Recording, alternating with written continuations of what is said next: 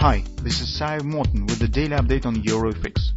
I post my exclusive market overviews with the key political and economical events, charts and important levels on the ForexPeaceArmy.com forums weekly. This short video is a response to rapidly changing situation on the currency markets and should help you to stay on top of the game and be profitable. I suggest you to visit ForexPeaceArmy.com forum and read my analysis for the week before watching this daily video. Welcome everybody, guys. Let's take a look again at the gold market.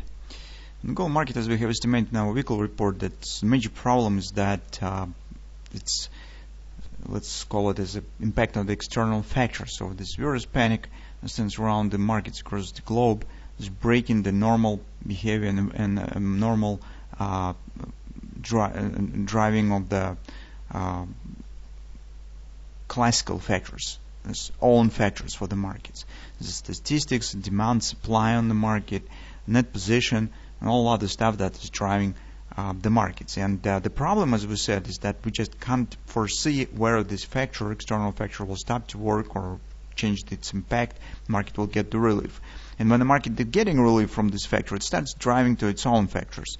While another wave of the virus panic is, again, shifts the normal factors on the backseat and drive the market in the opposite direction, make the overall price action irrational.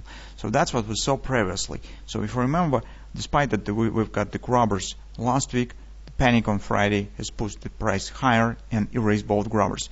But yesterday we talked about this grabber and we said, well, in the current circumstances, it's not a good situation for taking the long position. And we said, if market will break through the 1584, in this case it will be safer to take the position, because market at least will confirm its bullish ambitions. And that's why yesterday we said, well, you could decide by yourself whether you would like to possess on the grabber that we have on the daily or not, but at least do not take any longs. And indeed, you can see what really has happened.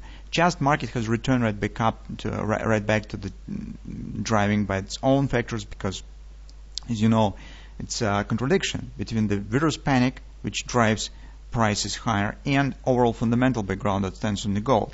Because we have the not bad statistics in the United States, we see highly saturated net long position on the gold.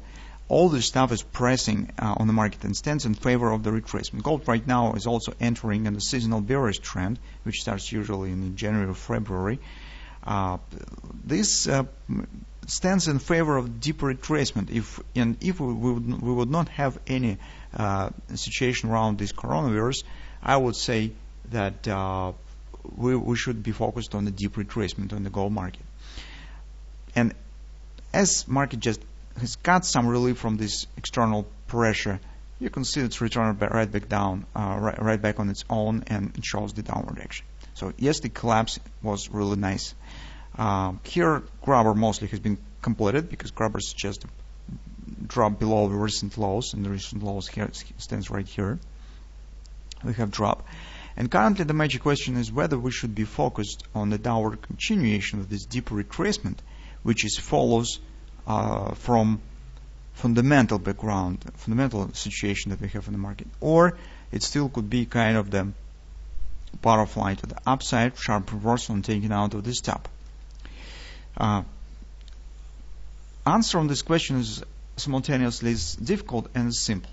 Simple is because everything depends on the news on the virus, because currently the gold could proceed higher only by impact on the external factor, some unexpected either political event or bad news from this situation with this virus or something of that sort, because all other factors that we do know and that could be forecasted stands not in favor of the immediate rally on the gold. All other factors suggest retracement. And the difficulty stands that difficult side of this stands in a situation that we can't forecast the unexpected events. So that's the major problem. Well, and if no unexpected event will happen and the market will get relief from this nervousness situation around this virus and so on, well, in this case, gold should proceed downward action. Besides, the recent sell-off stands really strong. Market is not at the result. It's coming back to the lows of this huge doji range that we have in the weekly, and in case of downward breakout, we will see downward continuation. It means that currently we should be careful to market behavior around major resistance levels and how it will respond on this level, whether we will not see some strong rally against recent action. If we will not see it, it means that we could be focused on the downward action. So what we could do today, on the 4-hour time frame chart, take a look what has happened. Actually, our hand and shoulder stats work earlier. Market hasn't even completed the right arm and turns to the downside action yesterday. So you can see this arm was really very small. We have this A, B, C top in progress, and we see the COP has not been quite hit, 1546. At the same time, guys, here we have not really bad thrusting action down, which we could treat as the background of the thrust for a Judd Napoli pattern. I mean the bread and butter sell. And as soon as market will hit some major fib level here, we could try to make attempt to go short with at least minor pullback down, with 618 retracement right back down of this whole downward upward action. But I would suspect that market really could proceed lower just because the major target has not been reached. And it means that market in this downward action could take out of this loss. Whether it will stop at the COP or it will proceed lower, that's the question that we can't answer right now. But anyway, existence of the untouched, uncompleted target, when you're taking bread and butter, sell trade stands in your favor. So it increases chance on the success and it increases the advantage of this position. That makes overall attempt to go short relatively safe.